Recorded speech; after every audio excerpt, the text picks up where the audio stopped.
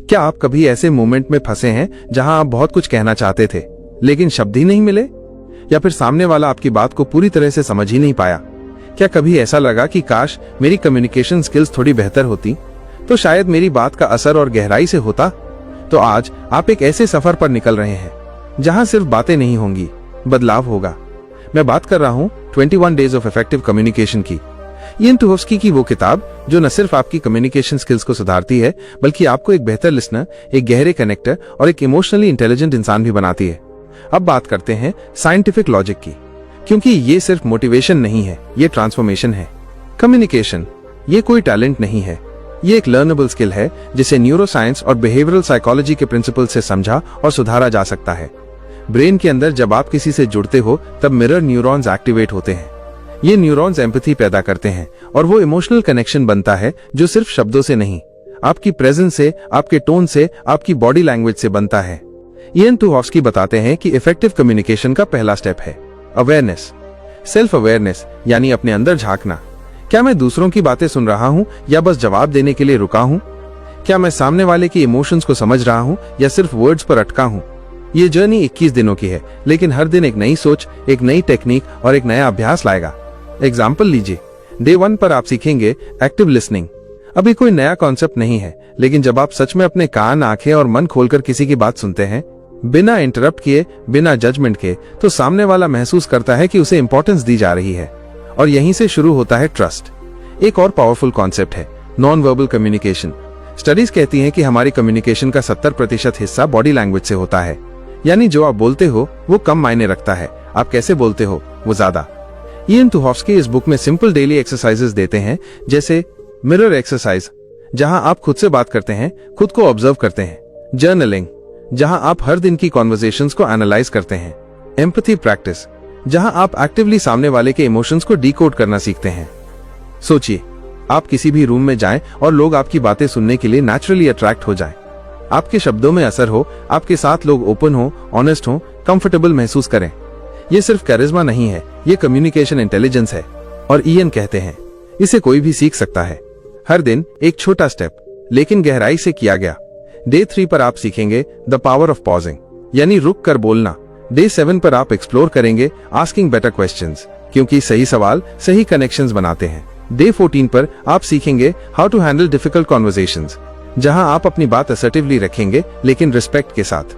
ये audio book आपको सिर्फ नॉलेज नहीं देगी, ये आपको डेली एक्शन की तरफ मोटिवेट करेगी। हर दिन का छोटा बदलाव 21 दिन में आपकी सोच, आपका कनेक्शन और आपकी कम्युनिकेशन को बदल देगा। आप तैयार हैं? तो चलिए शुरू करते हैं, एक ऐसे सफर पर जहां साइलेंस भी बोलेगा और हर शब्द की एक गहराई होगी। डे 1, एक्टिव लिसनिंग की असली ताकत। ज्यादातर लोग सुनते नहीं हैं, बस इंतजार करते हैं कि कब सामने वाला चुप हो और वो अपनी बात कहें। कम्युनिकेशन की सबसे बड़ी गलती यही है, हम समझने के लिए नहीं, जवाब देने के लिए सुनते हैं। इयन कहते हैं अगर आप लोगों से गहराई से जुड़ना चाहते हैं तो सबसे पहले उन्हें महसूस कराइए कि वो सुने जा रहे हैं। अब एक्टिव लिसनिंग का मतलब सिर्फ चुप रहना नहीं है, इसका मतलब है पूरी अवेयरनेस के साथ सामने वाले की बात को ऑब्जर्व करना। आपका दिमाग प्रेजेंट होना चाहिए, न कि अगले सवाल या जवाब की तैयारी में। साइंटिफिक रिसर्च के अनुसार जब आप ट्रूली अटेंटिव होते हैं तब आपके दिमाग में प्रीफ्रंटल कॉर्टेक्स एक्टिवेट होता है, जो एम्पैथी और डीप प्रोसेसिंग से जुड़ा होता है। इसका मतलब सामने वाला सिर्फ आपकी सुनवाई नहीं करता, वो आपको महसूस करता है। एक सिंपल लेकिन पावरफुल एक्सरसाइज आज के लिए, जब कोई आपसे बात करे, अपनी आंखों से आंखों में कांटेक्ट बनाए रखें। बीच में इंटरप्ट बिल्कुल मत कीजिए। अगर कुछ क्लैरिफाई करना है तो सामने वाले के बोलने के बाद उससे दोहराकर पूछिए, आपका मतलब है कि। इसे कहते हैं रिफ्लेक्टिव लिसनिंग। ये बताता है कि आपने ना सिर्फ सुना बल्कि समझा भी।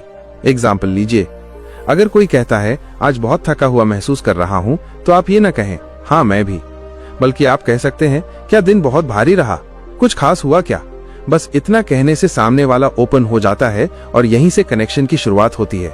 अब एक छोटा सा मानसिक अभ्यास। आज जब आप किसी से बात करें, कॉन्शियसली ये सोचिए कि मैं इस इंसान को आज पूरी तरह सुनूंगा, जैसे ये इस पल की सबसे जरूरी बात है। आप देखेंगे आपकी आंखें बदल जाएंगी, आपका चेहरा शांत होगा और सामने वाला बिना बोले ही सब कुछ कह देगा। यही है कम्युनिकेशन का पहला स्टेप, शांति से सुनना, पूरे दिल से समझना। और हाँ, साइलेंस से मत डरिए, क्योंकि कई बार साइलेंस सबसे लाउड मैसेज होता है।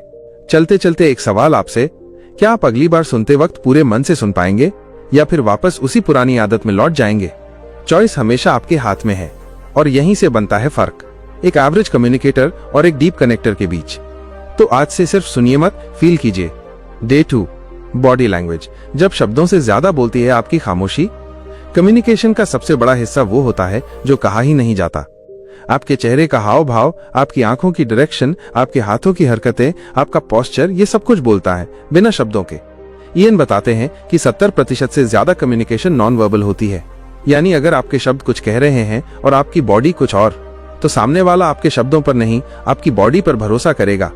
साइंटिफिक रिसर्च कहती है कि हमारे दिमाग में एक हिस्सा होता है, अमिगडाला, जो खतरे और इनकंसिस्टेंसी को बहुत जल्दी डिटेक्ट करता है। अगर आपकी बॉडी लैंग्वेज और आपकी बातों में फर्क हुआ, सामने वाला कॉन्शियसली भले ही न समझ पाए, लेकिन उसके अंदर एक असहज भाव पैदा हो जाएगा।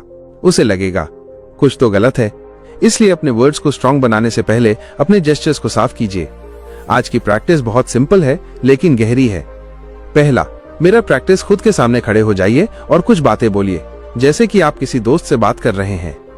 देखिए आपकी बॉडी क्या कर रही है। क्या आपके हाथ फ्री हैं या बंधे हुए हैं? क्या आप आंखों में कॉन्फिडेंस दिखा पा रहे हैं या इधर उधर देख रहे हैं?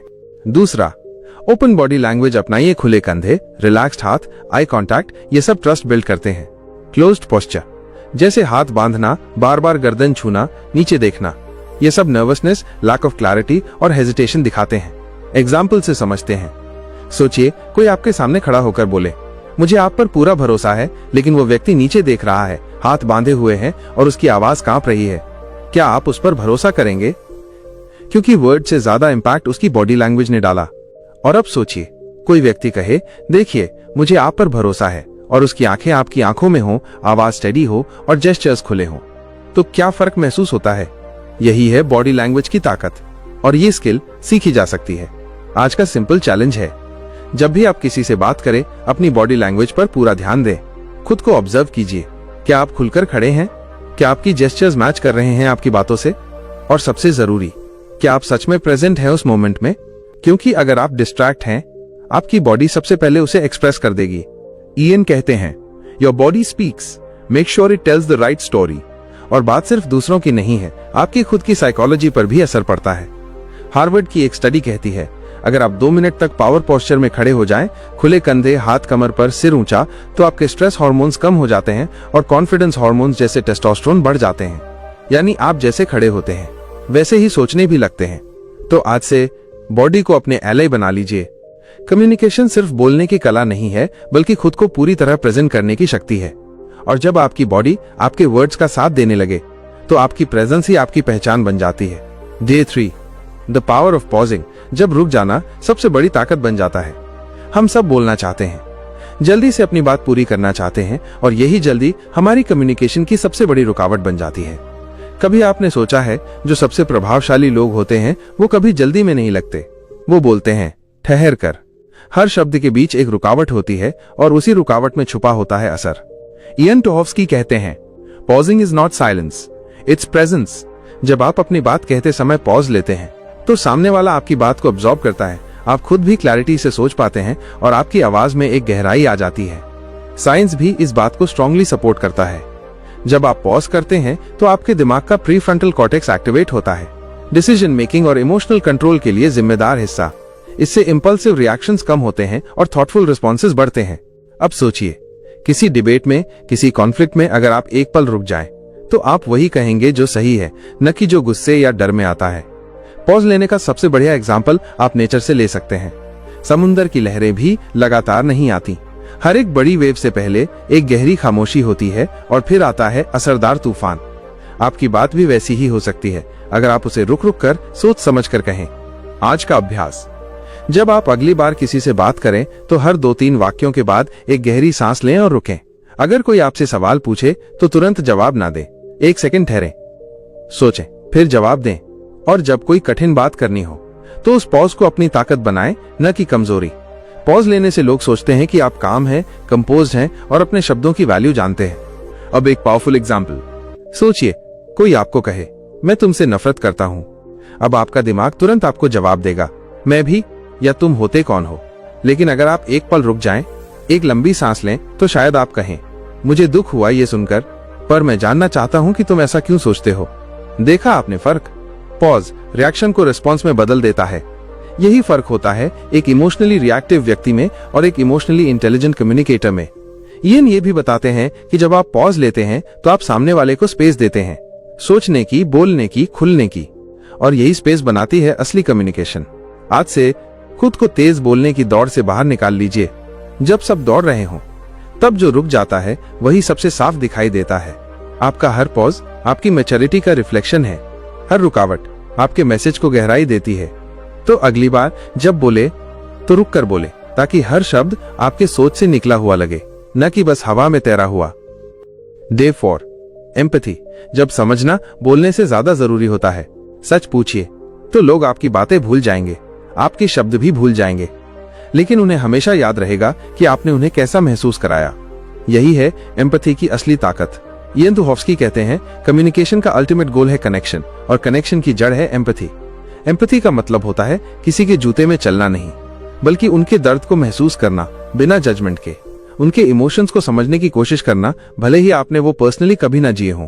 अब साइंस की बात करें तो एम्पैथी से जुड़ी होती है हमारे दिमाग की मिरर न्यूरॉन सिस्टम।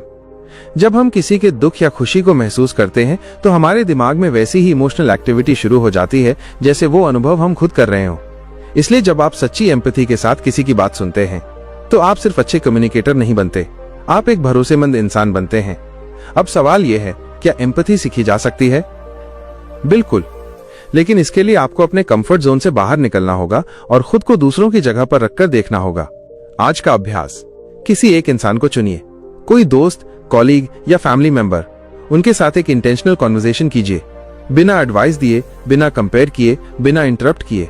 बस सुनिए और महसूस कीजिए कि वो क्या कह रहे हैं और क्यों। एग्जाम्पल से समझिए। अगर कोई कहे, मुझे लगता है मैं किसी काम का नहीं हूं, तो अक्सर लोग कहते हैं, ऐसा मत सोचो, तुम बहुत अच्छे हो। लेकिन एम्पैथिक रिस्पॉन्स होता है, ऐसा क्यों लग रहा है? क्या कोई बात हुई जो तुम्हें ऐसा महसूस करा रही है? जब आप ऐसा कहते हैं तो सामने वाला सिर्फ सुना नहीं जाता, वो समझा जाता है। एम्पैथी का असर इतना गहरा होता है कि कई बार बिना कोई सोल्यूशन दिए ही सामने वाला हल्का महसूस करने लगता है, क्योंकि उसे यह एहसास होता है, मैं अकेला नहीं हूं, कोई मुझे समझ रहा है। इयन बताते हैं कि एम्पैथी वीक होना नहीं है, बल्कि ये आपकी इमोशनल स्ट्रेंथ की निशानी है। एम्पैथी का मतलब ये नहीं कि आप हर किसी का दर्द अपने ऊपर ले लें। इसका मतलब है आप उस दर्द को एक्नॉलेज करें, वैलिडेट करें और एक सेफ स्पेस बनाएं जहां सामने वाला खुल सके।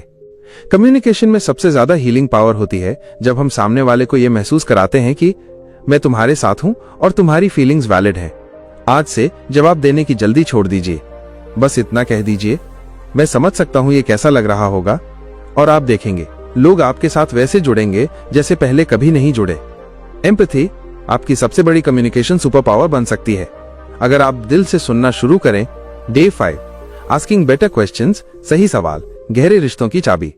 कभी सोचा है किसी इंसान को सच में समझने का सबसे अच्छा तरीका क्या है? सुनना बिल्कुल जरूरी है, लेकिन उससे भी पहले जरूरी है सही सवाल पूछना। इयन तुहोफ्स्की कहते हैं, हम जितने अच्छे सवाल पूछते हैं उतनी ही गहरी बातचीत करते हैं, क्योंकि सवाल सोच को खोलते हैं, सवाल लोगों को बोलने का मौका देते हैं, और सबसे जरूरी, सवाल आपके अंदर की जिज्ञासा और जेन्युइन इंटरेस्ट को जाहिर करते हैं। अब बात करते हैं साइंस की। हार्वर्ड की एक स्टडी में पाया गया कि जब कोई व्यक्ति सवाल पूछता है, और खासकर फॉलो अप सवाल, तो सामने वाले के दिमाग में रिवॉर्ड सेंटर्स एक्टिवेट हो जाते हैं। उसे लगता है इस इंसान को मेरी परवाह है, ये मुझे समझना चाहता है। अब एक सटल लेकिन पावरफुल बात समझिए, ज्यादातर लोग सवाल इसलिए पूछते हैं ताकि जवाब मिल जाए, लेकिन एक अच्छा कम्युनिकेटर सवाल इसलिए पूछता है ताकि कनेक्शन बन सके। आज का अभ्यास, अपनी कॉन्वर्सेशंस में ओपन एंडेड सवाल पूछिए, ऐसे सवाल जिनका जवाब सिर्फ हाँ या ना में ना हो। उदाहरण के लिए, क्या आज दिन अच्छा था? आज दिन कैसा बीता? कुछ खास हुआ क्या? क्या तुम परेशान हो? तुम्हारी एनर्जी थोड़ी लो लग रही है, क्या कुछ चल रहा है? दूसरा अभ्यास, फॉलो अप क्वेश्चन। सामने वाला कुछ भी बोले, उस पर रुककर एक और सवाल पूछिए। जैसे अगर कोई कहे मैंने नई नौकरी ज्वाइन की है, तो मत कहिए अरे वाह बढ़िया, बल्कि पूछिए कैसा अनुभव रहा पहले दिन का, कुछ अलग लगा? ये फॉलो अप सवाल सामने वाले को यह बताता है कि आप सच में उसमें इंटरेस्टेड हैं, ना कि बस सोशली पोलाइट बन रहे हैं। इयन बताते हैं कि जब आप सोच समझकर सवाल पूछते हैं तो सामने वाला सिर्फ आपके जवाबों से नहीं, आपकी सोच से कनेक्ट करता है। अब एक गहरी बात, हम सब चाहते हैं कि लोग हमें समझें, लेकिन क्या हम भी लोगों को समझने के लिए उतनी ही गहराई से तैयार हैं? सवाल पूछना एक सटल आर्ट है, आपको पता होना चाहिए कि कब पूछना है, क्या पूछना है और कितना पूछना है। कभी कभी एक सवाल किसी के अंदर का तूफान निकाल सकता है और कभी कभी एक सवाल किसी की जिंदगी बदल सकता है। तो आज का चैलेंज, किसी एक इंसान से मीनिंगफुल बातचीत कीजिए। उसे जेन्युइनली समझने के इरादे से 3 गहरे सवाल पूछिए और ध्यान रखिए, हर सवाल के बाद थोड़ा रुकिए ताकि जवाब सिर्फ सुनाई न दे, महसूस हो। इयन कहते हैं, The quality of your communication is often defined by the quality of your questions। और मैं आपसे पूछता हूं, क्या आप कनेक्शन बनाना चाहते हैं या बस बात करना? क्योंकि अगर कनेक्शन चाहिए तो सवाल बदलने होंगे। बोलने से पहले पूछना सीखिए ताकि आपकी बात सिर्फ कम्युनिकेशन ना हो, ट्रांसफॉर्मेशन बन जाए। Day 6, The Art of Saying Number। ना कहना एक कमजोरी नहीं, समझदारी है। कभी कभी सबसे कठिन शब्द होता है ना कहना आसान नहीं होता, क्योंकि हम डरते हैं कि लोग क्या सोचेंगे, हमारा रिश्ता बिगड़ जाएगा, सामने वाला नाराज हो जाएगा। पर इयन टुहोफ्स्की इस डर को सीधा चुनौती देते हैं। वो कहते हैं, हर बार जब आप मजबूरी में हाँ कहते हैं तब आप खुद से ना कह रहे होते हैं। अब सोचिए, आप किसी दोस्त की मदद करना चाहते हैं लेकिन आप थके हुए हैं, आपका दिन बुरा गुजरा है, आपको खुद के लिए समय चाहिए, लेकिन आप फिर भी हाँ कह देते हैं क्योंकि आप नाइस बनना चाहते हैं। पर क्या आप सच्चे हैं? आप सामने वाले को दिखा रहे हैं कि आप अवेलेबल हैं, लेकिन अंदर से फ्रस्ट्रेटेड हैं, रिजेंटफुल हैं। यही वजह है कि ना कहना कम्युनिकेशन का एक बेहद जरूरी हिस्सा है। अब साइंस पर आते हैं। साइकोलॉजी बताती है कि जब हम बार बार खुद को नजरअंदाज करके दूसरों को प्रायोरिटी देते हैं तो हमारे अंदर डिसीजन फटीग और लो सेल्फ एस्टीम डेवलप होने लगती है। यानी धीरे धीरे हम अपनी बाउंड्रीज खोने लगते हैं और बाउंड्रीज के बिना कम्युनिकेशन सिर्फ समझौता बन जाता है। आज का अभ्यास। Step 1, clarity. ना कहने से पहले खुद से पूछिए, क्या मैं ये सच में करना चाहता हूं? क्या मैं ये सिर्फ सामने वाले को खुश करने के लिए कर रहा हूं? Step 2, assertive expression. ना कहिए, लेकिन विनम्रता और ईमानदारी के साथ। उदाहरण के लिए, नहीं, मैं नहीं कर सकता, मैं समझता हूं ये तुम्हारे लिए जरूरी है, लेकिन फिलहाल मैं खुद के लिए थोड़ा समय ले रहा हूं। या मुझे खुशी होती अगर मैं मदद कर पाता, लेकिन इस समय मेरे पास बैंडविड्थ नहीं है। इयन बताते हैं कि असर्टिवनेस का मतलब है बिना गुस्से या अपराध बोध के अपनी सच्चाई को व्यक्त करना। ना कहने से रिश्ते नहीं टूटते, बल्कि साफ हो जाते हैं कि रिश्ता सिर्फ कन्वीनियंस पर नहीं टिका है। अब एक बहुत आम स्थिति सोचिए, आपको कोई कॉलीग कहता है, क्या आप मेरी रिपोर्ट भी रिव्यू कर सकते हैं आज? और आपको खुद का काम खत्म करना है। अब आप चाहते हैं मदद करना, लेकिन आप जानते हैं कि इससे आपका काम पीछे रह जाएगा। तो आप कह सकते हैं, मुझे खुशी होती मदद करने में, लेकिन अभी मेरे पास टाइम लिमिटेड है, क्या हम इसे कल शिफ्ट कर सकते हैं? ये ना है, लेकिन सॉफ्ट है, रेस्पेक्टफुल है और ऑथेंटिक है। कभी कभी सबसे गहरी कनेक्शन तब बनती है जब आप सच्चे होते हैं, चाहे वो ना ही क्यों ना हो, क्योंकि एक सच्चा ना एक झूठी हाँ से कहीं बेहतर होता है। आज का चैलेंज। एक ऐसी सिचुएशन पहचानिए जहां आप अक्सर मजबूरी में हाँ कह देते हैं और अगली बार पूरी अवेयरनेस और रिस्पेक्ट के साथ ना कहने की प्रैक्टिस कीजिए। आप पाएंगे सामने वाला शायद थोड़ी देर चुप हो जाएगा, लेकिन आपकी सेल्फ रिस्पेक्ट आपके कॉन्फिडेंस की आवाज में बदल जाएगी। कम्युनिकेशन सिर्फ प्लीजिंग का आर्ट नहीं है। कम्युनिकेशन क्लैरिटी, बाउंड्रीज और ऑथेंटिसिटी का नाम है। और याद रखिए, जब आप ना कहना सीख जाते हैं तभी आपकी हाँ की वैल्यू बनती है। Day 7, handling difficult conversations. मुश्किल बातों से भागना नहीं, उन्हें संभालना सीखिए। कभी कभी सबसे जरूरी बातचीत वही होती है जिससे हम सबसे ज्यादा बचते हैं, क्योंकि वो अनकंफर्टेबल होती है। कभी किसी अपने से सच कहना, कभी किसी को ना कहना, कभी अपनी फीलिंग्स को एक्सप्रेस करना या किसी की बात सुनकर असहमत होना, ये सब आसान नहीं होता। लेकिन इयन टुहोफ्स्की कहते हैं, जो डिफिकल्ट कॉन्वर्सेशंस हम टालते हैं वहीं से हमारी ग्रोथ शुरू होती है। अब सोचिए, किसी रिश्ते में सालों की कड़वाहट इसलिए जमा हो जाती है क्योंकि किसी ने कभी समय पर बात नहीं की। हर बार अब नहीं, बाद में सही कहते कहते एक दिन वो रिश्ता ही फेड हो जाता है। कम्युनिकेशन का असली टेस्ट वही है जब आप असहज होते हुए भी ईमानदार बने रह सकते हैं। अब साइंस की बात करें। न्यूरोसाइंस बताता है कि जब हमें किसी कॉन्फ्लिक्ट या डिफिकल्ट टॉपिक का सामना करना होता है तो हमारा दिमाग थ्रेट की तरह रिएक्ट करता है, फाइट, फ्लाइट या फ्रीज मोड में चला जाता है। इसका मतलब या तो हम चिल्लाते हैं या चुप हो जाते हैं या बात से भाग जाते हैं। पर इमोशनल इंटेलिजेंस क्या सिखाती है? रिस्पॉन्ड करना, ना कि रिएक्ट। और इसका तरीका है पहले खुद को रेगुलेट करना, फिर रिस्पेक्टफुली एक्सप्रेस करना। आज का अभ्यास। Step 1, prepare. Don't script. आप जो कहना चाहते हैं उसे सोचिए, लेकिन कोई प्रिपेयर्ड डायलॉग मत बनाएं। आपका उद्देश्य कनेक्शन होना चाहिए, मैनिपुलेशन नहीं। Step 2, use I statements. जब भी आप डिफिकल्ट बात कहें तो ब्लेम करने की बजाय अपनी फीलिंग शेयर करें। उदाहरण के लिए, तुम कभी मेरी बात नहीं सुनते, जब मेरी बात पूरी नहीं हो पाती तो मुझे अनदेखा महसूस होता है। यह सटल फर्क बहुत बड़ा असर करता है। सामने वाला डिफेंसिव नहीं होता बल्कि रिसेप्टिव होता है। Step 3, stay present. Difficult conversations में लोग या तो फ्यूचर में चले जाते हैं, हमेशा तुम ऐसा करते हो, या पास्ट में, पहले भी यही किया था। लेकिन असली समाधान होता है प्रेजेंट में रहना। अभी इस बात को मिलकर कैसे सुलझाएं? एक पावरफुल उदाहरण सोचिए। मान लीजिए आपका दोस्त अक्सर आपके ऊपर अपनी फ्रस्ट्रेशन निकालता है। अब आप सोचते हैं, क्या बोलूं, दोस्त है, बुरा लगेगा। लेकिन आप रिस्पेक्टफुली बात करते हैं, मैं जानता हूं कि तू एक टफ टाइम से गुजर रहा है, मैं साथ हूं। लेकिन जब तू मुझसे गुस्से में बात करता है तो मुझे हर्ट होता है। क्या हम एक तरीका निकाल सकते हैं जिससे तू अपनी बात शांति से कह सके? अब आप देखिए, आपने ऑनेस्टी दिखाई, एम्पैथी रखी और बाउंड्रीज भी सेट की। यही है मैच्योर कम्युनिकेशन। ये भी बताते हैं कि हर डिफिकल्ट कॉन्वर्सेशन का आउटकम तुरंत पॉजिटिव नहीं होता, पर हर बार जब आप सच के साथ खड़े होते हैं, आप खुद के और करीब आ जाते हैं। तो आज का चैलेंज, एक ऐसी कॉन्वर्सेशन आइडेंटिफाई कीजिए जिसे आप लंबे समय से टाल रहे हैं। उस इंसान से कामली, रिस्पेक्टफुली और ऑनेस्टली बात करने की कोशिश कीजिए। और याद रखिए, आपका टोन आपके शब्दों से ज्यादा इंपैक्ट करता है। कम्युनिकेशन का मतलब हर बात में सहमत होना नहीं है। कम्युनिकेशन का मतलब है सुनना, समझना और सच्चाई के साथ खड़ा रहना। क्योंकि जब आप अनकंफर्टेबल बातों से नहीं भागते, तभी आप इमोशनली स्ट्रॉन्गर, रिलेशनली डीपर और मेंटली लाइटर बनते हैं। मुश्किल बातें वही होती हैं जो सबसे ज्यादा हीलिंग लाती हैं। Day 8, giving and receiving feedback. Feedback देना और लेना दोनों है एक कला। फीडबैक एक ऐसा शब्द है जिससे ज्यादातर लोग डरते हैं, क्योंकि अक्सर इसे क्रिटिसिज्म समझ लिया जाता है। इयन टूहॉव्स्की कहते हैं, फीडबैक एक गिफ्ट है, लेकिन यह तभी काम करता है जब इसे देने वाला ईमानदार हो और लेने वाला तैयार। अब सोचिए, आपने किसी को ऑनेस्ट फीडबैक दिया लेकिन वो नाराज हो गया, या फिर किसी ने आपको सुझाव दिया और आप डिफेंसिव हो गए, तो कनेक्शन टूटा, ग्रोथ रुक गई। कम्युनिकेशन का मैच्योरिटी लेवल तब पता चलता है जब आप फीडबैक को पर्सनल अटैक नहीं बल्कि पर्सनल ग्रोथ का मौका मानते हैं। साइंस भी यही कहता है। स्टैनफोर्ड की एक स्टडी में पाया गया कि हाई परफॉर्मेंस इंडिविजुअल्स अक्सर खुद से एक सवाल पूछते हैं, वेयर कैन आई इंप्रूव, और इसका जवाब उन्हें दूसरों से मिलता है, फीडबैक के जरिए। तो आज हम सीखेंगे फीडबैक कैसे दिया जाए ताकि सामने वाला हर्ट ना हो बल्कि एम्पावर्ड महसूस करे, और फीडबैक कैसे लिया जाए ताकि आप डरे नहीं बल्कि सीखें। फीडबैक देने की कला। स्टेप 1, इंटेंट साफ रखिए। फीडबैक देने से पहले खुद से पूछिए, क्या मैं जेन्युइनली इस इंसान की भलाई चाहता हूं? अगर हाँ, तो आपका टोन, आपका बॉडी लैंग्वेज और आपके शब्द नेचुरली सपोर्टिव बनेंगे। स्टेप 2, स्पेसिफिक बनिए। तुम हमेशा लेजी हो, पिछली 3 बार तुम मीटिंग में देर से आए, क्या चल रहा है? मैं समझना चाहता हूं।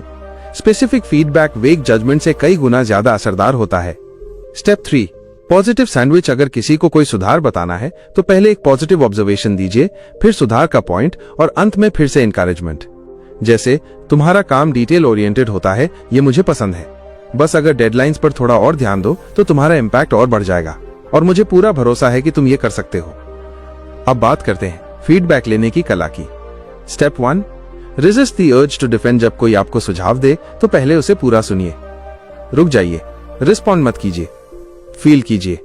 Step 2, separate ego from feedback. आप गलत हो सकते हैं, इसका मतलब ये नहीं कि आप कमजोर हो। फीडबैक आपकी वर्थ पर हमला नहीं है, ये आपके पोटेंशियल को अनलॉक करने की कुंजी है। Step 3, ask follow up questions. अगर कोई कहता है तुम थोड़ा रूड लगे थे, तो पूछिए, क्या कोई स्पेसिफिक मोमेंट था जब ऐसा लगा? यह दिखाता है कि आप ओपन हैं, सीखने को तैयार हैं। इयन एक पावरफुल बात कहते हैं, feedback isn't failure, it's a flash light. यानी अगर आप अंधेरे में रास्ता ढूंढ रहे हैं तो फीडबैक वो टॉर्च है जो आपको दिशा दिखाती है। आज का अभ्यास, किसी एक व्यक्ति को चुनिए जिससे आप जेन्युइनली फीडबैक लेना चाहते हैं। उसे कहिए, मैं खुद को बेहतर बनाना चाहता हूं, क्या आप मुझे एक ऐसा पहलू बता सकते हैं जिसमें मैं सुधार कर सकता हूं? और जो वो कहे उसे खुलकर सुनिए, लिखिए और थैंक कहिए। आप देखेंगे आप इंस्टेंटली एक अलग स्तर के कम्युनिकेटर बन गए, क्योंकि जो व्यक्ति फीडबैक सुन सकता है वो कुछ भी सीख सकता है। तो आज से फीडबैक को अपना दुश्मन मत समझिए, उसे अपनी सबसे गहरी लर्निंग टूल बनाइए। क्योंकि कम्युनिकेशन सिर्फ बोलने या सुनने की कला नहीं है। कम्युनिकेशन का मतलब है ग्रो करना और दूसरों को ग्रो करने में मदद करना। Day 9, the power of words. शब्दों का चुनाव ही तय करता है असर। शब्द सिर्फ आवाज नहीं होते, ये वो ऊर्जा होती है जो या तो दिल छू लेती है या दिल तोड़ देती है। इयन टूहॉव्स्की कहते हैं, words are not just tools of expression, they are tools of influence. यानी आपके शब्द सामने वाले के सोचने, महसूस करने और प्रतिक्रिया देने के तरीके को बदल सकते हैं। अब सवाल है, आप शब्दों का इस्तेमाल कैसे करते हैं? सोच समझकर या बस आदतन? साइंस के अनुसार जब हम कोई नेगेटिव शब्द सुनते हैं, जैसे प्रॉब्लम, नेवर, फेल, कांट, तो हमारे दिमाग का अमिगडाला एक्टिव हो जाता है और हम थ्रेट या नेगेटिविटी महसूस करने लगते हैं। इसके उलट जब कोई कहता है पॉसिबिलिटी, लर्निंग, लेट्स ट्राई, तो हमारा प्रीफ्रंटल कॉर्टेक्स एंगेज होता है, जिससे हम ओपन, लॉजिकल और होपफुल महसूस करते हैं। अब समझिए कि आपके शब्द सिर्फ बात नहीं बना रहे, वो केमिकल रिएक्शंस ट्रिगर कर रहे हैं सामने वाले के दिमाग में। इसलिए ईएन एक पावरफुल पॉइंट रखते हैं। अगर आप अपनी शब्दावली बदल लें तो आप अपने रिश्ते, अपनी थिंकिंग और यहां तक कि अपने भविष्य को बदल सकते हैं। आज का अभ्यास।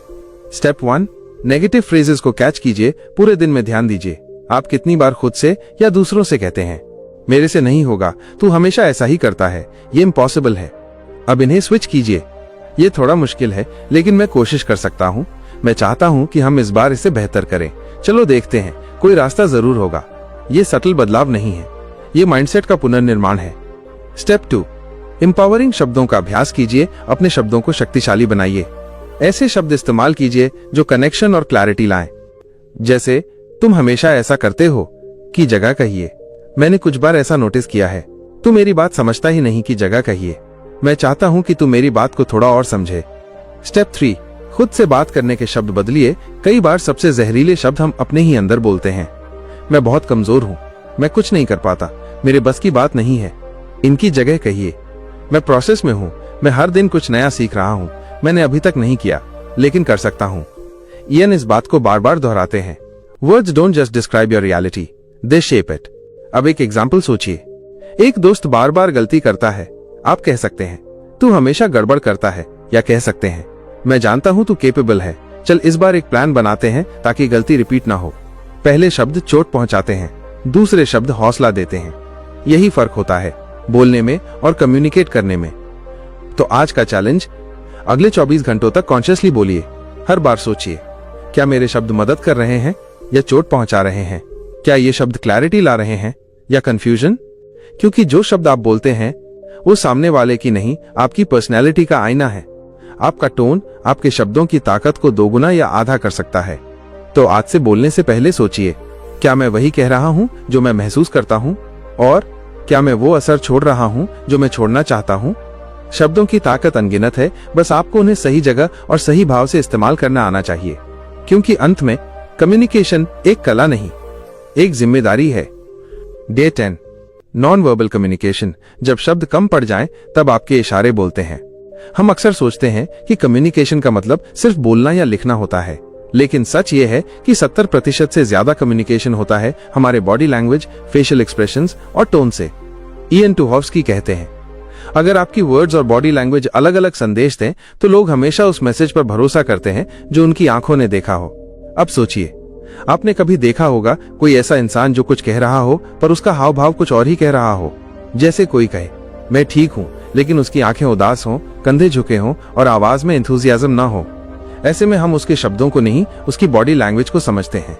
साइंस की बात करें तो मेहराबियंस कम्युनिकेशन मॉडल के अनुसार जब हम इमोशंस की बात करते हैं तो 55% कम्युनिकेशन होता है बॉडी लैंग्वेज से, 38% टोन और वॉइस से, और केवल 7% शब्दों से।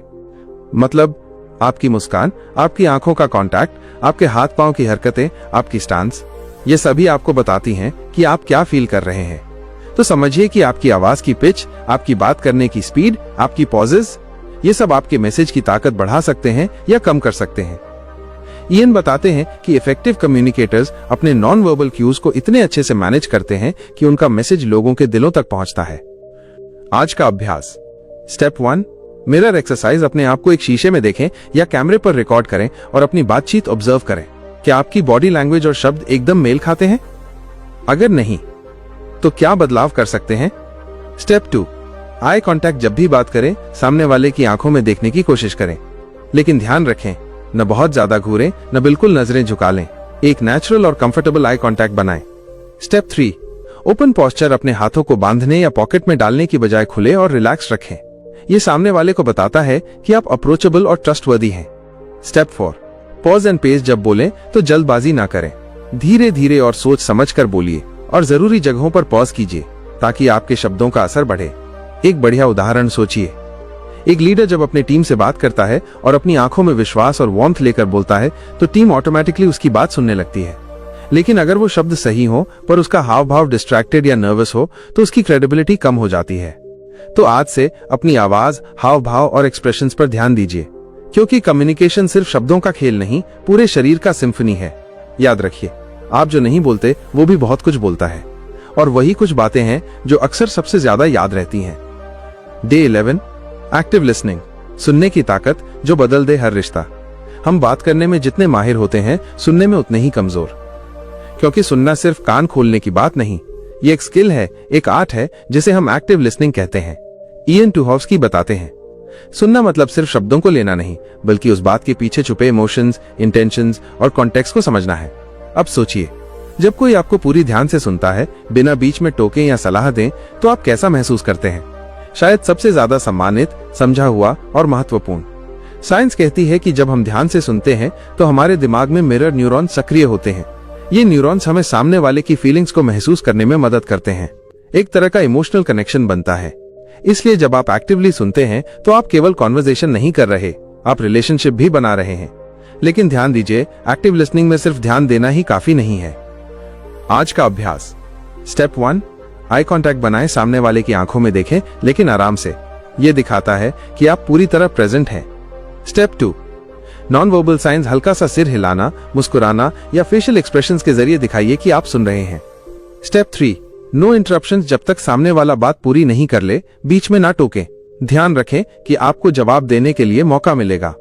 स्टेप 4, रिफ्लेक्ट एंड क्लैरिफाई, जब सामने वाला बात खत्म करे तो अपनी वर्ड्स में दोहराएं या पूछें, मतलब आपने ये कहा कि, या क्या मैं सही समझा? यह दिखाता है कि आप सच में समझना चाहते हैं। स्टेप 5, एम्पथाइज, सिर्फ बोलने की वजह से नहीं, महसूस करने की वजह से भी सुनिए। इयन एक उदाहरण देते हैं, अगर कोई कहता है मुझे अपनी नौकरी से डर लग रहा है, तो केवल जवाब न दें, डर लगना स्वाभाविक है, बल्कि कहिए मैं समझता हूं ये कितना तनावपूर्ण हो सकता है।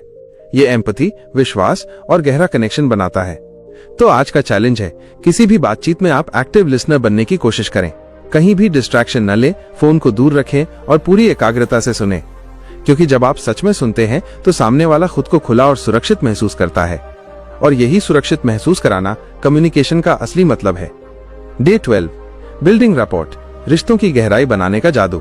हर सफल बातचीत के पीछे छुपा होता है एक अनमोल तत्व, रैपोर्ट। रिश्ते की वो खास कड़ी जो लोगों को जोड़ती है, भरोसा बनाती है और बातों को आसान बनाती है।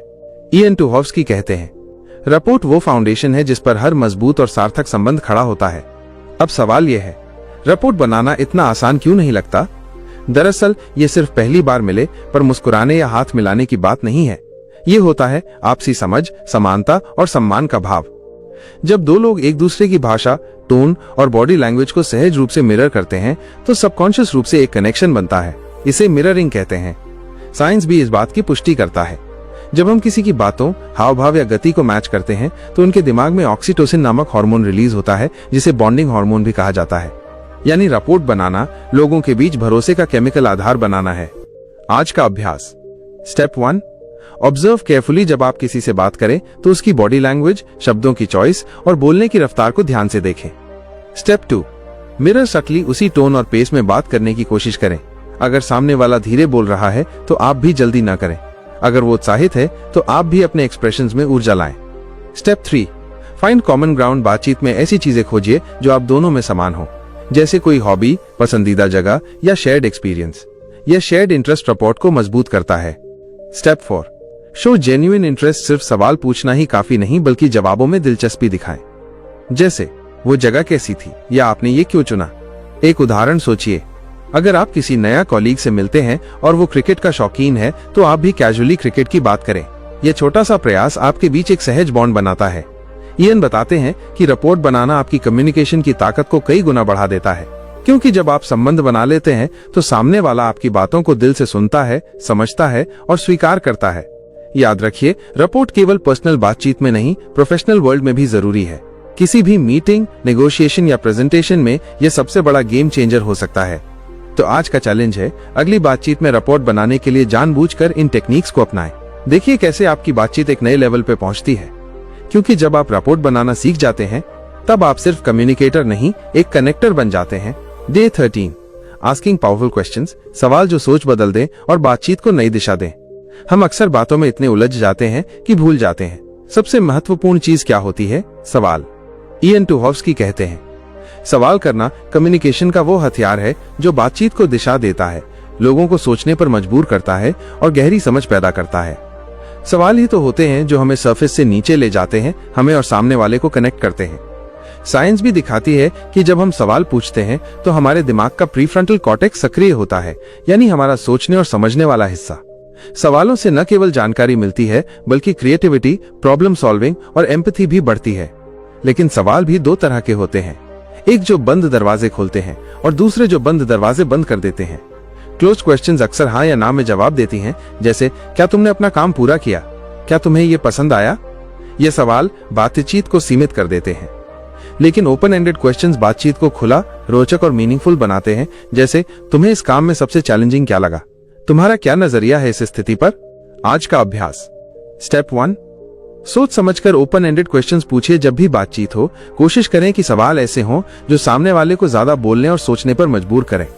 स्टेप 2, सवालों को सरल और स्पष्ट रखें, जटिल या कंफ्यूजिंग सवाल पूछने से बचिए। साफ और सीधे सवाल बेहतर असर करते हैं। स्टेप 3, साइलेंस का उपयोग करें, सवाल पूछने के बाद थोड़ा इंतजार करें, खामोशी से अक्सर सामने वाला और अधिक खुलता है। स्टेप 4, फॉलो अप सवाल पूछें, पहले जवाब के बाद और गहराई में जाने वाले सवाल पूछिए, जैसे उसके पीछे कारण क्या था, तुमने उस स्थिति को कैसे हैंडल किया। इयन एक महत्वपूर्ण बात कहते हैं, अच्छे सवाल सही सवाल नहीं होते बल्कि वो सवाल होते हैं जो बातचीत को आगे बढ़ाएं। एक प्रैक्टिकल उदाहरण सोचिए, अगर आप अपने टीम मेंबर से पूछते हैं तुम्हें इस प्रोजेक्ट में क्या पसंद आया, तो वो विस्तार से बात कर सकता है। पर अगर आप पूछें क्या प्रोजेक्ट ठीक था, तो जवाब सीमित होगा। सवालों की ताकत इस बात में है कि ये सामने वाले को सोचने, समझने और अपनी बात बेहतर तरीके से व्यक्त करने का मौका देते हैं। तो आज का चैलेंज है, अपनी अगली बातचीत में कम से कम 3 पावरफुल ओपन एंडेड क्वेश्चंस पूछें और सुनिए कैसे बातचीत और भी मीनिंगफुल बनती है। याद रखिए, सवाल पूछना केवल जानकारी का साधन नहीं है, ये कनेक्शन और ग्रोथ का पुल है। Day 14, managing emotions in communication, भावनाओं को समझो और संभालो ताकि आपकी बात असरदार बने। जब भी हम किसी से बात करते हैं तो केवल शब्द नहीं, हमारी भावनाएं भी सामने वाले तक पहुंचती हैं। इयन टूहॉफ्स्की बताते हैं, इफेक्टिव कम्युनिकेशन का मतलब सिर्फ सही बात कहना नहीं बल्कि अपने और सामने वाले के इमोशंस को समझना और मैनेज करना भी है।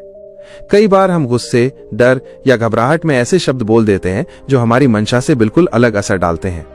साइंस के मुताबिक जब हम गुस्सा या तनाव में होते हैं तो हमारा दिमाग अमिगडाला सक्रिय हो जाता है, जिससे हमारी सोच और समझ कम हो जाती है। इसलिए अगर हम अपनी भावनाओं को नियंत्रित करना सीख लें तो हमारी बातों का असर कई गुना बढ़ जाता है। आज का अभ्यास। स्टेप 1, सेल्फ अवेयरनेस बढ़ाएं। जब भी आप बातचीत में हो अपने इमोशंस को महसूस करें। पूछिए, मैं अभी क्या महसूस कर रहा हूं, क्या ये इमोशन मेरी कम्युनिकेशन को प्रभावित कर रहा है। स्टेप 2, पॉज और सांस लें। जब आपको गुस्सा या डर महसूस हो तुरंत जवाब देने के बजाय थोड़ी देर के लिए रुकिए, धीरे सांस लें और सोचें कि सबसे बेहतर प्रतिक्रिया क्या होगी। स्टेप 3, अपनी बात कामली रखें। अपने इमोशंस को व्यक्त करना जरूरी है, लेकिन कोशिश करें कि आपकी आवाज शांत और नियंत्रित रहे। स्टेप 4, सामने वाले की भावनाओं को समझें। सिर्फ अपनी भावनाओं में उलझने के बजाय सामने वाले की फीलिंग्स को भी एक्नॉलेज करें। जैसे, मुझे समझ आ रहा है कि तुम इस बात से अपसेट हो। इयन कहते हैं, जब आप अपनी और दूसरों की भावनाओं को समझते हैं तो आप बातचीत को एक नई गहराई देते हैं। एक उदाहरण सोचिए, अगर कोई कॉलीग गलती करता है और आप गुस्से में आकर चिल्लाते हैं तो स्थिति बिगड़ सकती है। पर अगर आप पहले अपने गुस्से को संभालें फिर कामली बात करें तो आप समस्या का समाधान निकाल सकते हैं। तो आज का चैलेंज है, जब भी भावनाएं तेज हो उन्हें पहचानिए, स्वीकारिए और उन्हें कंट्रोल करके बोलने की आदत डालिए। क्योंकि जब आप इमोशंस को मैनेज करते हैं तो आपकी कम्युनिकेशन न केवल साफ और असरदार होती है बल्कि आपके रिश्ते भी मजबूत बनते हैं। डे 15, कॉन्फ्लिक्ट रेजोल्यूशन, टकराव में जीत नहीं समझदारी खोजिए। जहां लोग होते हैं वहां मतभेद भी होते हैं, पर मतभेद का मतलब ये नहीं कि रिश्ते टूट जाएं, बल्कि ये मौका होता है समझ को गहराई देने का। इयन टूहॉफ्स्की कहते हैं, कॉन्फ्लिक्ट अपने आप में कोई बुरी चीज नहीं है, लेकिन उसे कैसे हैंडल किया जाए यही तय करता है कि आपका रिश्ता बनेगा या बिगड़ेगा। कॉन्फ्लिक्ट रेजोल्यूशन कम्युनिकेशन की सबसे एडवांस्ड स्किल मानी जाती है, क्योंकि इसमें आपको साइमल्टेनियसली अपनी भावनाओं, सामने वाले की स्थिति और सच्चाई तीनों को संतुलित करना पड़ता है। साइंस कहती है कि जब कोई व्यक्ति संघर्ष की स्थिति में होता है तो उसका लॉजिकल ब्रेन प्रीफ्रंटल कॉर्टेक्स धीमा पड़ जाता है और इमोशनल ब्रेन अमिगडाला हावी हो जाता है, यानी उस समय तर्क काम नहीं करता, एम्पैथी और पेशेंस काम करते हैं। आज का अभ्यास। स्टेप 1, काम द स्टॉर्म इनसाइड। टकराव की शुरुआत में सबसे पहले खुद को शांत करना जरूरी है। गहरी सांस लें और खुद से कहिए, मुझे सुलझाना है, लड़ना नहीं। स्टेप 2, सुनिए, जवाब देने के लिए नहीं, समझने के लिए। जब सामने वाला बोल रहा हो बीच में न टोकें, सुनिए ताकि आप समझ पाएं कि उसका पर्सपेक्टिव क्या है, न कि बस अपनी बात रखने के लिए मौका ढूंढें। Step 3, use I statements. Blame करने से बचिए, जैसे तुम हमेशा मेरी बात को इग्नोर करते हो, जब मेरी बात अधूरी रह जाती है तो मुझे अनदेखा महसूस होता है। Step 4, focus on the issue not the person. किसी की पर्सनैलिटी को अटैक करने के बजाय उस स्थिति की बात करें जो आपको तकलीफ दे रही है, यानी मुद्दे पर रहिए, इंसान पर नहीं। Step 5, be open to compromise. Conflict resolution का मकसद है जीतना नहीं, समझौता करना। अगर दोनों पक्ष थोड़ा झुके तो एक नया रास्ता निकलता है जो दोनों के लिए बेहतर होता है। इयन एक बहुत ही शानदार बात कहते हैं, कॉन्फ्लिक्ट तब नहीं सुलझता जब कोई जीत जाता है, बल्कि तब सुलझता है जब दोनों एक दूसरे की सुन लेते हैं। एक उदाहरण सोचिए, दो दोस्त किसी प्लान को लेकर बहस में आ जाते हैं। अगर दोनों ही सिर्फ अपनी बात मनवाने पर अड़ जाएं तो बात बिगड़ती जाती है। लेकिन अगर एक दोस्त कहता है, चलो पहले तेरा साइड समझता हूँ, फिर तुझे भी मेरा सुनना होगा, तो लड़ाई डिस्कशन में बदल जाती है। तो आज का चैलेंज है, अगर किसी से आपका हाल ही में कोई टकराव हुआ है तो उस बातचीत को दोबारा कंस्ट्रक्टिव तरीके से शुरू करने की पहल कीजिए, क्योंकि जो इंसान मुश्किल बातों को सुलझाना जानता है वो न सिर्फ एक अच्छा कम्युनिकेटर होता है बल्कि एक महान इंसान भी। कॉन्फ्लिक्ट को डर की नजर से मत देखिए, उसे एक मौका समझिए, समझ को नया आकार देने का। Day 16, assertive communication. बिना डरे, बिना दबे, आत्मविश्वास के साथ अपनी बात कहें। कई बार हम चुप रह जाते हैं क्योंकि हमें लगता है कि अगर हमने सच बोला तो सामने वाला बुरा मान जाएगा। तो कभी कभी हम जरूरत से ज्यादा बोल जाते हैं ताकि हमारी बात जबरन मानी जाए। लेकिन इन दोनों के बीच जो संतुलन है वही है असर्टिवनेस। इयन टोहोव्स्की कहते हैं, being assertive means expressing your thoughts, needs and feelings clearly without being aggressive और पैसिव। असर्टिवनेस न तो झुकना है न ही झुकाना, यह है सच को सम्मान के साथ सामने रखना। साइंस कहती है कि असर्टिव लोगों में सेल्फ एस्टीम अधिक होती है। वे अपने बाउंड्रीज को क्लियरली सेट कर पाते हैं और दूसरों की बाउंड्रीज का भी सम्मान करते हैं। इससे न केवल उनकी कम्युनिकेशन बेहतर होती है बल्कि उनके रिश्ते भी संतुलित रहते हैं। तो सवाल यह है, आप कैसे जाने कि आप असर्टिव हैं? पैसिव कम्युनिकेशन कहता है, जो तुम कहोगे वही ठीक है, मैं अपनी फीलिंग्स बाद में देख लूंगा। अग्रेसिव कम्युनिकेशन कहता है, मैं ही सही हूं, तुम्हारी फीलिंग्स की मुझे परवाह नहीं। असर्टिव कम्युनिकेशन कहता है, मैं अपनी बात सम्मान के साथ कहूंगा और तुम्हारी बात भी उतने ही ध्यान से सुनूंगा। आज का अभ्यास। Step 1, use clear and direct language. अपनी बात घुमा फिराकर न कहें, जैसे शायद अगर तुम चाहो तो, मैं चाहता हूं कि हम ये साथ मिलकर करें।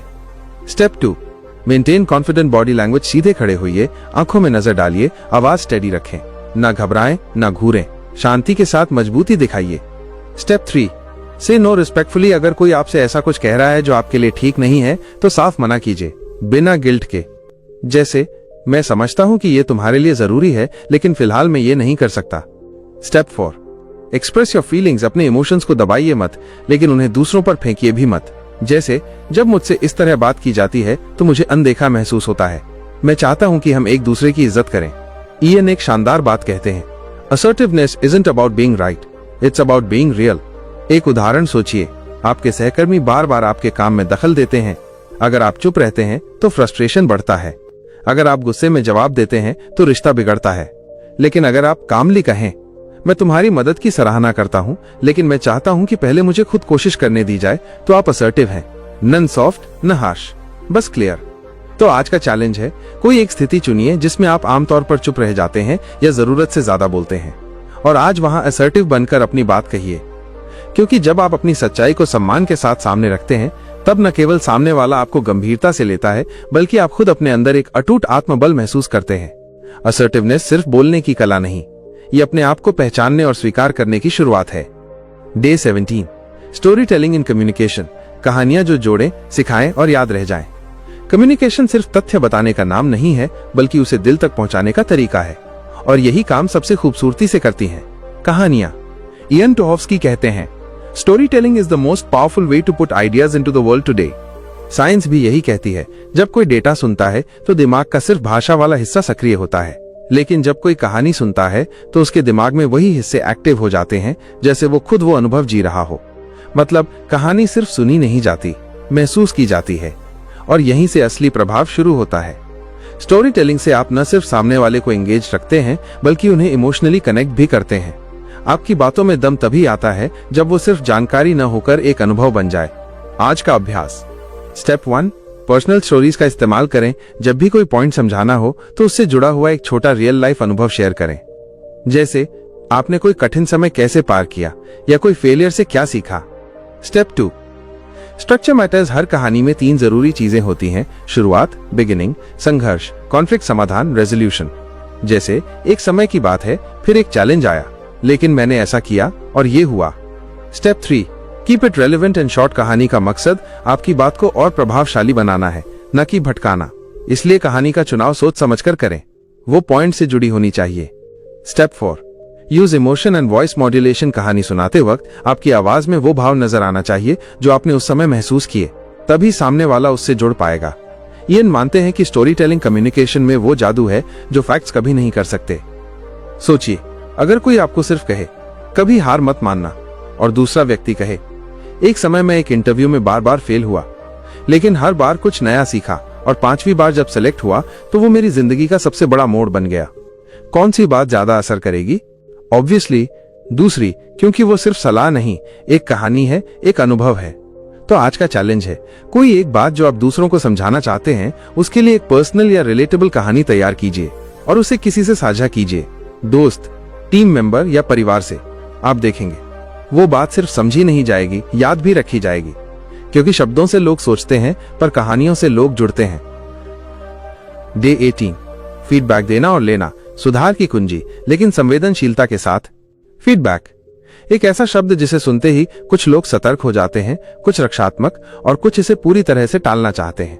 लेकिन इयन तुहोव्स्की हमें याद दिलाते हैं, feedback is not criticism, it's a gift, a mirror that helps you grow. जब आप किसी को सही तरीके से फीडबैक देते हैं तो आप उसकी मदद करते हैं, और जब आप खुले दिल से फीडबैक लेते हैं तो आप खुद को एक नए स्तर तक पहुंचाते हैं। साइंस इस बात की पुष्टि करती है, पॉजिटिव और वेल स्ट्रक्चर्ड फीडबैक से लोगों के परफॉर्मेंस और लर्निंग में सीधा सुधार होता है, क्योंकि इससे डोपामिन रिलीज होता है, एक ऐसा केमिकल जो मोटिवेशन और रिवॉर्ड से जुड़ा है। लेकिन अगर फीडबैक बिना एम्पैथी या स्ट्रक्चर के दिया जाए तो सामने वाला उसे रिजेक्शन या अटैक की तरह लेता है, इससे ट्रस्ट टूट सकता है। तो सीखते हैं आज, फीडबैक देना और लेना दोनों एक कला है। फीडबैक देने के लिए अभ्यास। स्टेप 1, सैंडविच मेथड अपनाएं। पहले कुछ पॉजिटिव बात कहें, फिर इंप्रूवमेंट की बात करें, और अंत में फिर से प्रोत्साहन दें। उदाहरण, मुझे तुम्हारा प्रेजेंटेशन बहुत अच्छा लगा, तुम बहुत कॉन्फिडेंट थे। बस अगर विजुअल्स थोड़े और क्लियर होते तो और भी इंपैक्टफुल होता। बाकी ओवरऑल प्रिपरेशन बेहतरीन थी। स्टेप 2, बिहेवियर पर बात करें, व्यक्ति पर नहीं। तुम बहुत लापरवाह हो। पिछले 2 हफ्तों में 3 डेडलाइंस मिस हुई हैं जो टीम को प्रभावित कर रही हैं। स्टेप 3, स्पेसिफिक बनिए, वेग नहीं। तुम्हारा काम अच्छा नहीं था। क्लाइंट रिपोर्ट में 3 डेटा पॉइंट मिस थे जो नेक्स्ट टाइम रिव्यू के दौरान ध्यान देने लायक हैं। स्टेप 4, एम्पैथी के साथ बोलिए। आपका टोन, बॉडी लैंग्वेज और शब्द ये दिखाएं कि आप मदद के इरादे से बात कर रहे हैं, न कि नीचा दिखाने के लिए। अब बात करते हैं फीडबैक लेने की कला की। स्टेप 1, सुनिए बिना इंटरप्ट किए, चाहे फीडबैक कैसा भी हो, पहले पूरे ध्यान से सुनिए, बीच में सफाई देने की जरूरत नहीं। स्टेप 2, डिफेंसिव मत बनिए। फीडबैक पर तुरंत बहस करने से आपका लर्निंग अपॉर्चुनिटी खो सकता है। अपने अंदर कहिए, ये मुझे बेहतर बना सकता है। स्टेप 3, क्लैरिफाई कीजिए। अगर कुछ समझ ना आए तो रिस्पेक्टफुली पूछिए, आपका मतलब है कि मैं उस हिस्से पर और मेहनत करूं। Step 4, thank the giver. चाहे फीडबैक सकारात्मक हो या आलोचनात्मक, उसका शुक्रिया अदा कीजिए, क्योंकि किसी ने समय निकाला आपको बेहतर बनाने के लिए। इयन कहते हैं, feedback isn't always easy to give or receive, but it's always valuable if you choose to learn from it. एक उदाहरण सोचिए, कोई दोस्त आपको कहता है तू हर बार देर से आता है। अगर आप डिफेंसिव होकर कहें तू हमेशा मुझे ही दोष देता है, तो संवाद वहीं खत्म। लेकिन अगर आप कहें मैं समझता हूं कि ये बार बार हो रहा है और मैं सच में इस पर काम करूंगा, तो रिश्ता और भरोसा दोनों मजबूत होते हैं। तो आज का चैलेंज है, किसी एक व्यक्ति को जिसकी राय आप मानते हैं, उनसे अपने किसी रीसेंट काम पर फीडबैक मांगिए और उसे पूरी ओपननेस और ग्रेटिट्यूड के साथ सुनिए। याद रखिए, फीडबैक आपकी कमी नहीं दिखाता, बल्कि आपकी ग्रोथ की डायरेक्शन दिखाता है। डे 19, नेटवर्किंग और सोशल इंटेलिजेंस। सही लोगों से जुड़ना सही तरीके से। क्या आपने कभी सोचा है कि कुछ लोग किसी भी भीड़ में तुरंत कनेक्ट कर लेते हैं, जैसे उनके पास कोई हिडन मैग्नेट हो जो लोगों को उनकी ओर खींचता है? असल में वो मैग्नेट है उनकी सोशल इंटेलिजेंस और नेटवर्किंग की कला। इयन टुहोव्स्की कहते हैं, your network is your net worth, यानी आप किन लोगों से जुड़े हैं वही आपकी ग्रोथ की डायरेक्शन तय करते हैं। सोशल इंटेलिजेंस का मतलब है लोगों को समझने, उनके साथ कनेक्ट करने और हर सिचुएशन में स्मार्टली बिहेव करने की एबिलिटी। ये सिर्फ एक्सट्रोवर्ट होने की बात नहीं है, बल्कि ये है empathy plus awareness plus adaptability का कॉम्बिनेशन। साइंस कहता है कि जिन लोगों की सोशल इंटेलिजेंस ज्यादा होती है उनके पास बेहतर करियर अपॉर्चुनिटीज, इमोशनल स्टेबिलिटी और लॉन्ग लास्टिंग रिलेशनशिप्स होते हैं, क्योंकि वो लोगों से जुड़ना नहीं, लोगों को समझना जानते हैं। आज का अभ्यास। Step 1, observe before you connect. जब किसी नए व्यक्ति से मिले तो पहले उसे अटेंटिवली ऑब्जर्व करें, उसकी बातचीत की style, body language, energy level, फिर उसी के हिसाब से अपनी एनर्जी मैच करें। यही होता है social mirroring. Step 2, be genuinely interested. लोगों को इंप्रेस मत कीजिए, इंटरेस्ट दिखाइए। जैसे, मैंने ये किया, मैंने वो किया, आप इस फील्ड में कैसे आए, सबसे एक्साइटिंग प्रोजेक्ट कौन सा रहा आपके लिए। स्टेप 3, नेम याद रखें और यूज करें। साइकोलॉजी कहती है कि हर इंसान को अपना नाम सुनना अच्छा लगता है। जब आप किसी का नाम दोबारा बातचीत में यूज करते हैं तो एक सटल कनेक्शन बनता है। Step 4, help without expecting return. True networking तब होती है जब आप सामने वाले की मदद करते हैं बिना किसी एजेंडा के। यही ट्रस्ट का बीज बोता है जो भविष्य में ट्री बनता है। Step 5, follow up. नेटवर्क सिर्फ मिलकर नहीं बनता, बने रहकर बनता है। और मीनिंगफुल इंटरैक्शन के बाद एक छोटा सा फॉलो अप मैसेज भेजिए, आज की बातचीत से मुझे बहुत कुछ सीखने को मिला, धन्यवाद। इयन एक गहरी बात कहते हैं, strong communicators don't collect contacts, they build relationships. सोचिए, आप एक इवेंट में जाते हैं, कुछ लोग वहां सिर्फ बिजनेस कार्ड्स बांटते हैं और चले जाते हैं। वहीं एक व्यक्ति ऐसा होता है जो पूरी सिंसेरिटी से आपकी बात सुनता है, आपके इंटरेस्ट पूछता है और इवेंट के बाद एक थैंक यू मैसेज भी भेजता है। आप किसे याद रखेंगे? बिल्कुल उसी को जिसने आपको महसूस करवाया कि आप महत्वपूर्ण हैं। तो आज का चैलेंज है, एक ऐसा व्यक्ति चुनिए जिससे आप लंबे समय से कनेक्ट होना चाह रहे थे, चाहे वो लिंक्डइन पर हो, ऑफिस में हो या आपके कम्युनिटी में। उसे एक मीनिंगफुल मैसेज भेजिए और कॉन्वर्सेशन शुरू कीजिए, क्योंकि दुनिया में रिसोर्सेज से ज्यादा पावरफुल है रिश्तों का नेटवर्क। और जिस दिन आप लोगों को जोड़ना सीख जाते हैं, उसी दिन से आपकी कम्युनिकेशन एक साधारण स्किल नहीं, एक जीवन बदलने वाली ताकत बन जाती है। Day 20, body language. वो जो शब्दों से नहीं कह पाते लेकिन सब कुछ कह देते हैं। हम जो बोलते हैं वो शब्दों से कहीं ज्यादा हमारे शरीर की भाषा से सामने आता है। इयन टुहोव्स्की कहते हैं, people may here your words but they feel your attitude through your body language. यानी जो बातें हम कहने की कोशिश कर रहे होते हैं उनका असली असर तब पड़ता है जब हमारी बॉडी लैंग्वेज, टोन और फेशियल एक्सप्रेशंस उनसे मेल खाते हैं। साइंस क्या कहता है? कम्युनिकेशन में शब्दों का योगदान सिर्फ 7% होता है, टोन ऑफ वॉइस लगभग 38% और बॉडी लैंग्वेज पूरे 55%। अब सोचिए, अगर आप कह रहे हैं मुझे खुशी है आपसे मिलकर, लेकिन आपके चेहरे पर कोई मुस्कान नहीं, नजरें इधर उधर हैं और हाथ पीछे बंधे हैं, तो सामने वाला क्या महसूस करेगा? बिल्कुल कनेक्शन नहीं, कंफ्यूजन। आज का अभ्यास, अपनी बॉडी लैंग्वेज को समझना और सुधारना। स्टेप 1, ओपन पोस्चर अपनाएं, खुद को खुला रखिए, हाथ पैर न मोड़ें, छाती सीधी रखें, कंधे रिलैक्स हों। यह दिखाता है कि आप कॉन्फिडेंट हैं और संवाद के लिए तैयार हैं। स्टेप 2, आई कांटेक्ट बनाएं, आंखों में नजर मिलाना कनेक्शन का सबसे आसान और असरदार तरीका है। ना घूरिए, ना नजरें चुराइए, बस सहज इंटरमिटेंट कांटेक्ट रखें। स्टेप 3, हाथों का इस्तेमाल समझदारी से करें। जब आप बोलते हैं तो हाथों से जेस्चर कीजिए, इसे कहते हैं इलस्ट्रेटिव जेस्चर्स। ये आपकी बात को मजबूती देते हैं और अटेंशन बनाए रखते हैं। स्टेप 4, चेहरे के भाव मायने रखते हैं। आपके चेहरे पर वो भाव होने चाहिए जो आपकी बात से मेल खाते हों। अगर आप कुछ इंस्पायरिंग कह रहे हैं तो आपकी आंखों में चमक होनी चाहिए। अगर आप दुख बांट रहे हैं तो भावनाएं झलकनी चाहिए। स्टेप 5, मिरर करना सीखिए। सामने वाले की बॉडी लैंग्वेज को सटल तरीके से मिरर करने से एक सबकॉन्शियस ट्रस्ट बिल्ड होता है। ये दिखाता है कि आप ट्यून्ड इन हैं। इयन कहते हैं, your body speaks before your mouth does. अब एक उदाहरण सोचिए, आप किसी इंटरव्यू में हैं, आपका रिज्यूमे स्ट्रांग है, बातें भी सही हैं, लेकिन आप झुके हुए बैठे हैं, बार बार चेहरा छुपा रहे हैं और नजरें नहीं मिला पा रहे हैं। तो क्या इंटरव्यूअर को आपकी स्किल्स पर भरोसा होगा? शायद नहीं। लेकिन वहीं अगर आप सीधे बैठे हैं, मुस्कुरा रहे हैं, हाथों से समझा रहे हैं और आत्मविश्वास से नजरें मिला रहे हैं, तब आप न सिर्फ जवाब दे रहे हैं, आप विश्वास बना रहे हैं। तो आज का चैलेंज है, दिन भर में अपनी बॉडी लैंग्वेज को ऑब्जर्व कीजिए। बातचीत के समय क्या आपकी मुद्रा खुली है? क्या आप जेस्चर्स का इस्तेमाल कर रहे हैं? क्या आप सामने वाले की आंखों में देख पा रहे हैं?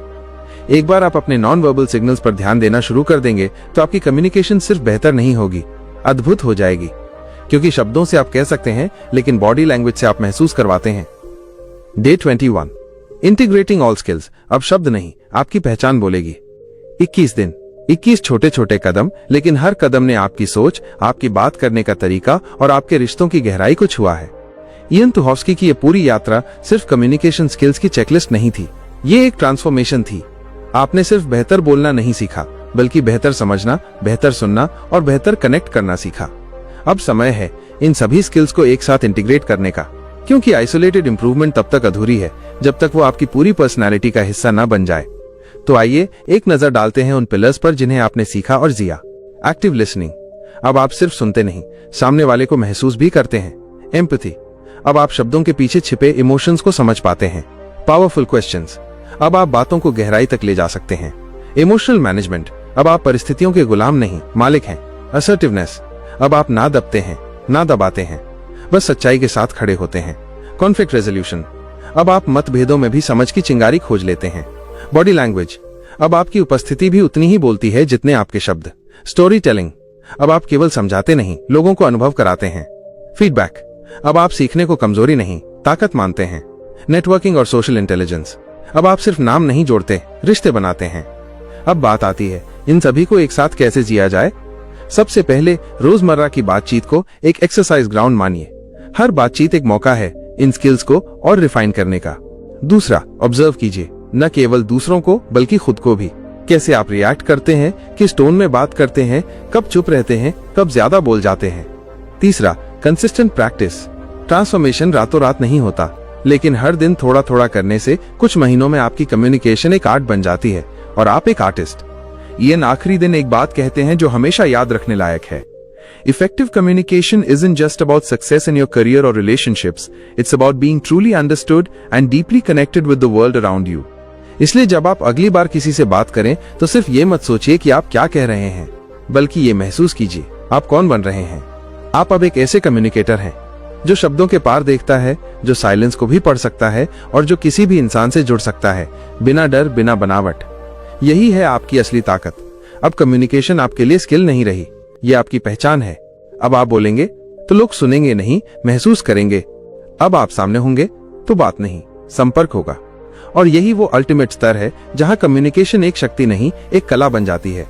अगर आपको ये ऑडियो बुक पसंद आई हो और आपने इससे कुछ नया सीखा हो तो इसे लाइक जरूर करें, अपने विचारों को कमेंट में साझा करें और इस मूल्यवान जानकारी को अपने दोस्तों, परिवार और नेटवर्क के साथ शेयर करना ना भूलें। अगर आप चाहते हैं कि हम ऐसे और भी प्रेरक, व्यावहारिक और साइंटिफिकली बैक्ड वीडियो आपके लिए लाते रहें, तो इस चैनल को अभी सब्सक्राइब कीजिए और बेल आइकन दबाइए ताकि कोई भी अपडेट आप मिस ना करें। याद रखिए, कम्युनिकेट करना सिर्फ एक स्किल नहीं, बल्कि एक ऐसा माध्यम है जिससे आप दुनिया को अपने होने का एहसास दिला सकते हैं।